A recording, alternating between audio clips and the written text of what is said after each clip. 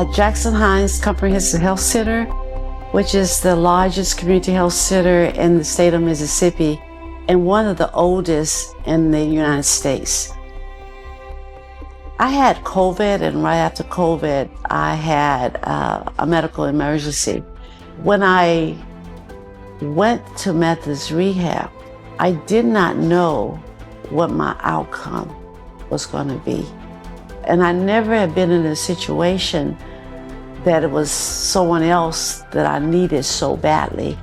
Her attitude was very humbling. I think the experience itself was just kind of being on the opposite side of this and then being on this side, you could see things in a whole different light. And I think she was very receptive, ready to work, and took everything in a positive light. From the person who cleaned the room to the person who actually did the therapy, all of that. They not only gave you hope, they gave you courage to go through the process, and they were consistent. And every day you met each one of them, from the physical therapist to the speech therapist to all of them, to even the people that brought you the food. They were so encouraging, and I was just in awe of the professionalism when you walk from the front to the back. And they didn't know how vulnerable you felt. Well, I guess they did know, but I was shocked how vulnerable and how dependent you are from getting dressed or taking a bath even. And they treated you with such dignity and respect that you had hope that if I can get better anywhere, it'll be here.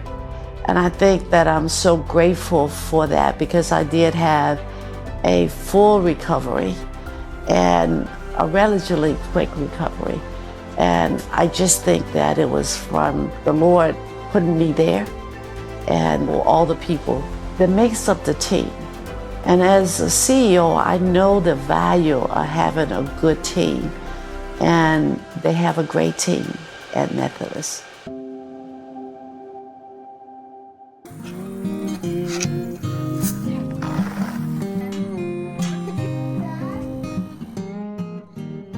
She's 8 years old, and when I got Jules, she taught me to milk. I had never milked a cow.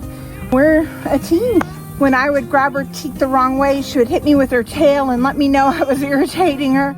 So she wasn't in milk, she was pregnant, but I didn't know when she was due. And she is a very patient cow. I reached down and I grabbed her bag to see if she was getting milk yet, to indicate if the baby was coming soon. And I went like that, and I surprised her, and she lifted her foot, and she knocked me senseless. I did a backflip, landed on the ground, hit my head on my milking stool on the way down, and had a brain bleed. I had a hemorrhage, brain hemorrhage. And so the next day, half my body went numb, and I couldn't walk, or I couldn't lift my hand. My family raced me to the hospital, and I was in ICU and then followed up with inpatient rehab, and I wound up in the Methodist Quest program, thank goodness. My therapist came out to the farm, and they saw what I did on a daily basis, hauling feed and mucking stalls and milking cows. And then we went back to Methodist, and they created this program for me. My physical therapist, Luke, was brilliant at figuring out ways to strengthen me and to give me the endurance that I had before the accident. He gave me feedbacks to carry. He asked me the average weight of my goats, and then he filled boxes with that much weight, and I pulled them around the rehab center. He was brilliant at figuring out ways to make me functionally strong and to get me back to my life.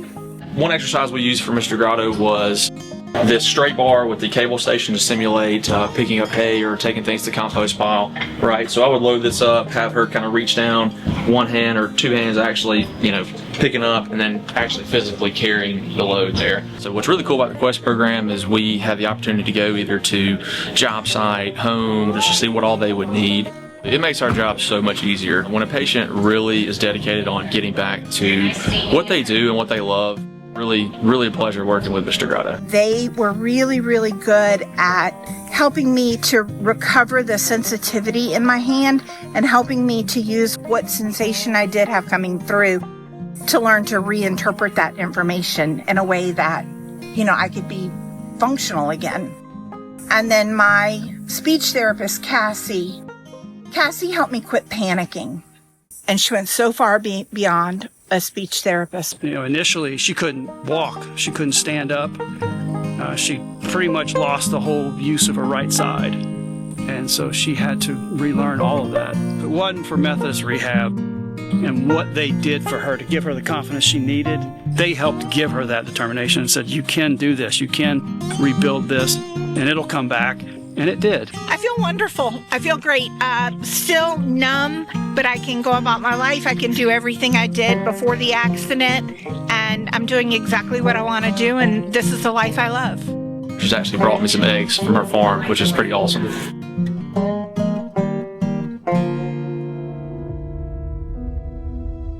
I was 14, 1997. I was in a car wreck on July 3rd. I was ejected from the vehicle. I broke my back at T12L1 and damaged my spinal cord really bad. I was airlifted to UMC in Jackson where they saved my life. After I was recovered enough to start rehab, I started at Methodist Rehab. I remember people coming in and cathing, because I lost everything from my waist down, no bladder, no bowel. So I remember them doing all those things and teaching those things to me. And I can remember begging God to let me move my feet just one more time. I remember the day that I was on a sliding board and was able to move something. And I can remember the first time I took 6 steps. And then those steps went to 67, and then I was just walking everywhere. Went from a walker to a cane, and then I just got to where I could balance and touch machines and walls, and I was gone. By all practical purposes, she was very fortunate considering her accident. She at the time didn't have the movement, but she had the drive to get there. And once she started getting the movement, there was no stopping her. This is an inspirational picture for me in my office that was at a fundraiser just after the accident that I see every day, where I was and now where I am. Yeah, that would have been that same year. I just walk with hip flexors and some quads and barely any hamstrings, and I just compensate and kick my legs out there. I wear AFOs, which are ankle foot orthotics, so they go from my knees down to underneath my feet. They hold my toes up. I can't walk without them. I don't have many muscles in my legs that do work, but the ones that do, I use them to walk, and they help me get there. Everything that those people do at Methodist Rehab from the bottom to the top helped this 14-year-old girl get to 42, and she's living her best life now. They're godsends. They're just wonderful people. I love all of them.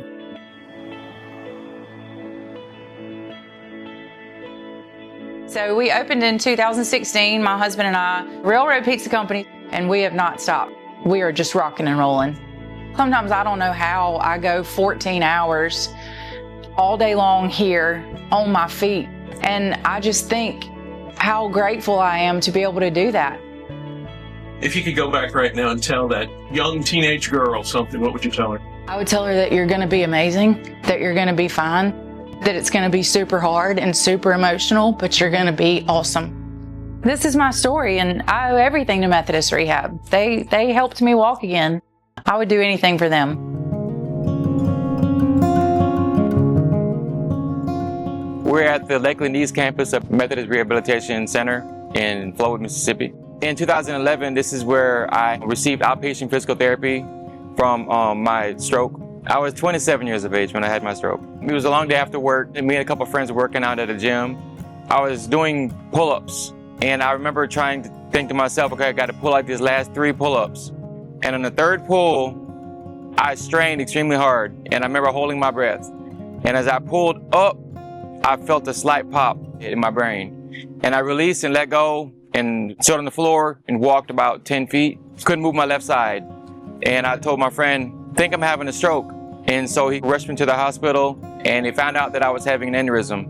When I moved up this area in 2011 with my wife, I wanted to go back to work. I wanted to still earn a living and just have a semi-normal life. So that first day you walked in here to the East Campus, did you think there's something here? I did. I saw the equipment, and I saw the people like me going to therapy. I saw the nurses and medical staff here, and I knew that this was a place of hope. I've had several different rounds of therapy. Up until last year, I was going to therapy over there. I was approved for a Bionis device. It's like functional electronic stimulation, where it helps me to walk in a more normal way. I work at Chick-fil-A. And you started at Chick-fil-A in Methodist Rehabilitation Center. I remember meeting Mr. David, Mr. Gary during like our grand opening. And it was a full circle moment for me to go to therapy there and just get medical attention there and work there. So it was really sweet. There are several occasions where I would see guys or even ladies who were like me. We have the same issues. And for them to see me now living a productive life, I thank Jesus. I wanted to be a light unto them, to show them that God is gracious.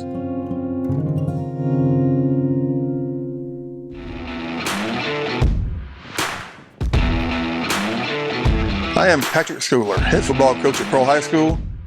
In 2004 of December, I was deer hunting with a family friend, and we had an accident and got shot. Gunshot wound to the right leg, and when it hit me, it already mushroomed up, so it hit something before it got to me. Went in bigger than usual and came out a lot bigger than usual. We get to the hospital, and there's no saving it. Cut off on Christmas night. And then after that, we just got busy on getting to the next step of life. And since that day, medicine, orthotics, and prosthetics have been a part of my life. My mother did research, and that was the best. And it has been the best for 21 plus years now. They've been great to me. I can call right now and say something broke as I'm going there, and I'll walk in and be seen. They take care of me there. It makes a world of difference whenever somebody's there going to help you, no matter what. This is the weight room. This is where we do all the work. So if you don't get it done here, you won't get it done out there. I did therapy at Methodist Rehab. Once I got it fitted, everything, I walked out on 2 crutches, came back on 1 crutch. And within a month, I was walking with no assistance. I got shot December 21st, and back to work April 21st. He's very driven. He's very well educated on the device and how it works, and he pushes it to the limit. He's your kind of ideal patient. I'm using the Gen X model from Autobot. I've had it for like 5 years now. It's been a great prosthetic.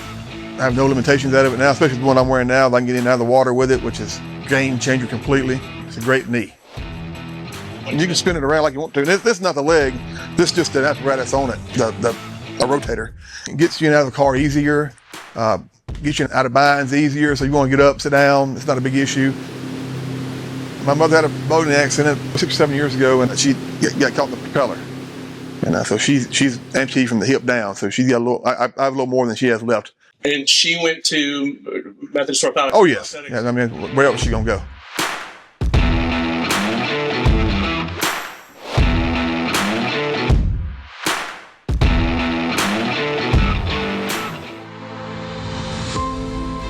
I was 17, my sister was 12 at the time. December the 2nd, 2011, just a regular day on the school bus. Right before the truck hit, I grabbed my sister and turned, and next thing I know, I was on the bottom of a pile. I saw the bus flipped over on its side, and they was like, we have got to airlift both of your kids to Jackson. And I'm like, both of my kids? And Stephen thought he was okay. I ended up waking up, I think a couple of days to a week later. Couldn't move, I was trying to get up. My mom finally told me what was wrong. I was paralyzed from the neck down. I played football, basketball, and I ran track. And it broke my heart. A week before I got out of the hospital, I actually started gaining a little movement back. in my arms. And I started seeing it as a positive sign, like, okay, things are gonna change, things are gonna get better and better. I just keep on practicing and keep on getting better and better. When I started at outpatient, that's when I started actually walking with a walker. And I started taking a few steps. As it progressed, I started going and going and going. When I actually saw him take the actual steps, it was just breathtaking. When I finally walked over 100 feet, it may not seem a lot to people that's walking every day, but man, to me, like, it was the best feeling ever.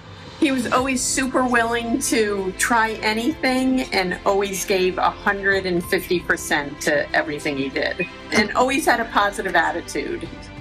I graduated from Ole Miss last May. I actually walked stage to get my diploma. Me and my legs and God, to be amongst that big crowd and like to hear and see everybody standing up clapping, that felt great.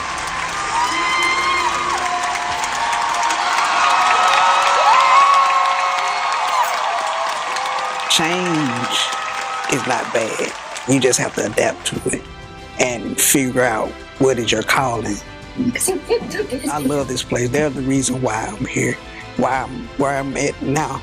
And I just love and appreciate everybody here. Without them, without their support, I don't think I would be where I am today. I'm Stephen Robinson, and now I can. I am Patrick Schooler, and now I can. I'm Chris Johnson, and now I can. I'm Meredith Carter, and now I can. I'm Amy DeGrotto, and now I can. I'm Jasmine Chapman, and now I can.